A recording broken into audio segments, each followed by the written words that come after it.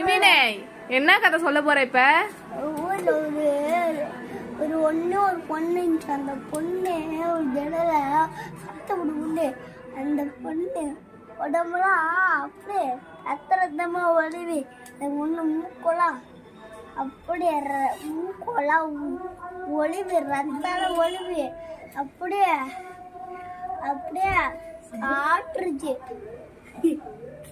நடந்தா வராதே ஆபியா அவங்கள கட்டி வச்சு முடிவுலே சொருகி காத்த வெட்டிச்சு.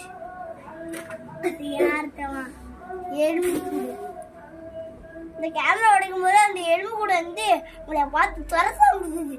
ஒரு லைன் உட்காந்தாங்க திரும்ப பார்த்தா அது எலும்பு கூட லைன் ஓடிடுது.